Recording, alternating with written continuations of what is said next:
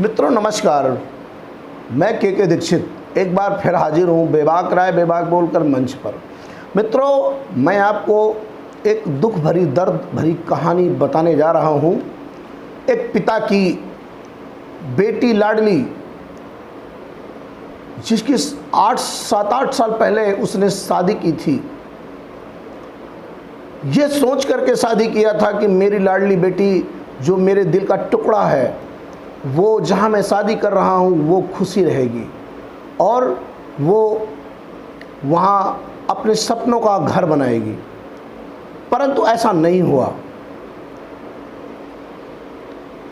ये जयराम मिश्रा जी हैं, जिनका निवास स्थान अतर्रा है, राजनगर नई बस्ती में इनका आवास है।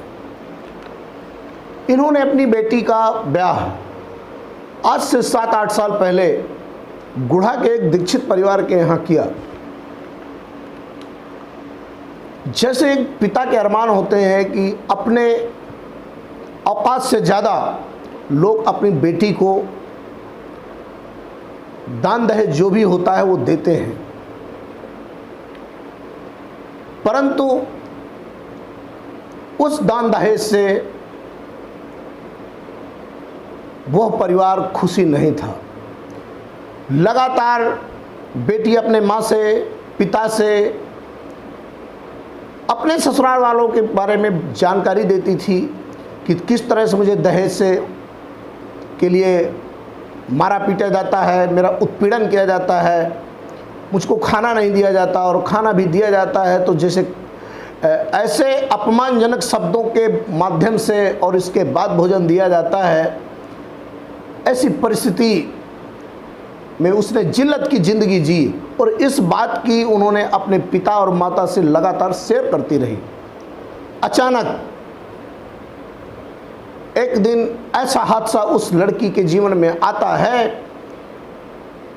कि उसे इतना प्रताड़ित किया गया कि उसे फांसी में झूलना, इस जिल्लत भरी ज़िंदगी से उससे फांसी में झूलना ज़्यादा अच्छा लगा।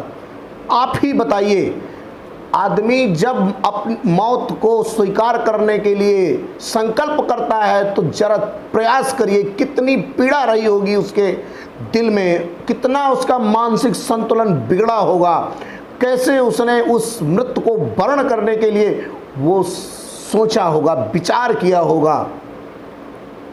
और वो लड़की फांसी लगा लेती है।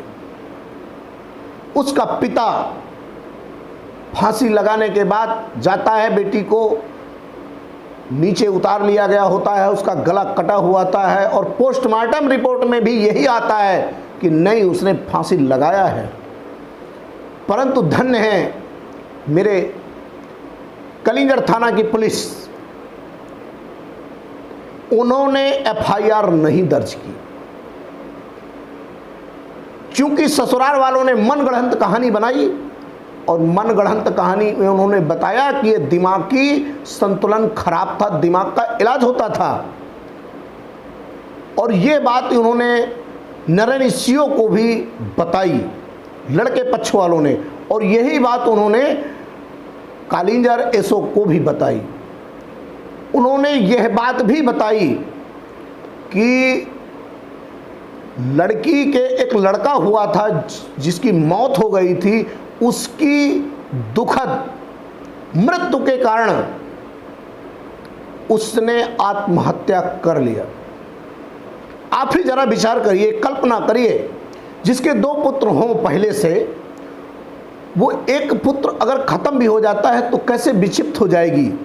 माँ की ममता उन 2 जो पुत्र हैं उनको छोड़ करके वो एक पुत्र के वियोग में चली जाएगी, मौत का वर्ण कर लेगी। मुझे तो नहीं लगता कि ऐसा वो विचार भी करती, ऐसा सोचती भी। परंतु हुआ क्या, कालिंजर पुलिस ने अभी तक एफआईआर करना भी मुनासिब नहीं समझा, जबकि पिता का आरोप है कि लगातार मेरी बेटी को प्रताड़ना दिया जा रहा था, लगातार मेरी बेटी को मारा और पीटा जा रहा था। कुछ दिन पहले भी मेरी बेटी को मारा गया था, हाथ में चोटें आई थी, उसका मेरे पास एक शरा भी है और मेरे पास पूरा उसका प्रूफ भी है। मैंने उसकी दवा और इलाज कराई थी, उसके मेरे पास कागज भी हैं। और ये बात उन्होंने कालिंजर पुलिस से जिक्र भी किया, परंतु और डीआईजी साहब ने आदेश भी दिया। इसके बाद भी डीआईजी साहब के आदेशों को धता बताते हुए कालिंजर पुलिस ने एफआईआर अभी तक करना मुनासिब नहीं समझा।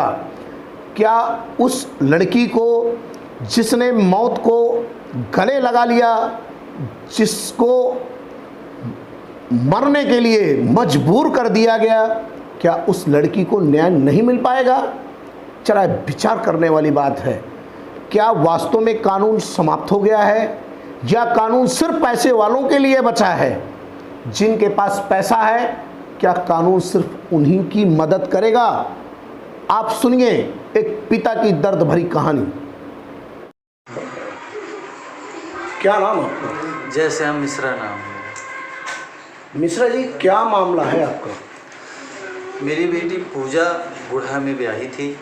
उसको ससुराल वालों ने इतना प्रताड़ित किया है कि मरने के लिए मजबूर कर दिया है उसको।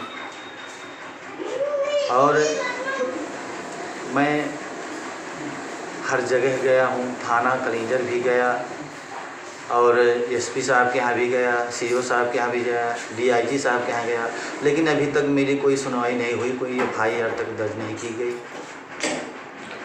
कैसे मारा उन्होंने? कैसे मर गई बेटी आपकी? उसको बहुत प्रताड़ित करते थे, मानसिक रूप से, शारीरिक रूप से भी, और इतना ज़्यादा उसको प्रताड़ित किया गया है कि वो मरने पर मजबूर हो गई और उसको फांसी का रूप दिया। क्या आपसे फ़ोन में या कोई ऐसी जानकारी बिटिया देती रही है क्या पहले? पहले तो बातें होती रही हैं और बताती भी रही है कि ये लोग पैसे की भी मांग कर रहे हैं और हमसे मुझे बहुत प्रताड़ित करते हैं। आपकी एफआईआर अगर प्रशासन नहीं करता है तो फिर आगे आप क्या करेंगे? अगर मेरी सुनवाई इसी तरह नहीं हुई तो मैं आमरण अनशन करूँगा, भूख हड़ताल करूँगा, जो भी बन पड़ेगा अपनी बच्ची की इस न्याय की लड़ाई के लिए हम सब कुछ करूँगा जो मुझसे बन पड़ेगा। आपने सुना कैसे एक पिता अपनी बेटी के विरह में दर दर भटक रहा है और उसे न्याय नहीं मिल पा रहा है। क्या आने वाले समय में देखा जाएगा क्या सच में उस बेटी के पिता को न्याय मिल पा रहा है या नहीं? उस बेटी को न्याय मिला कि नहीं? जिस बेटी ने आत्महत्या के लिए उसे मजबूर होना पड़ा, अपनी इस प्यारी सी जिंदगी को कुर्बान कर दिया उस लड़की ने, और फिर भी कोई कानूनी कार्रवाई नहीं हुई, यह दुखद है। जय हिंद, जय भारत।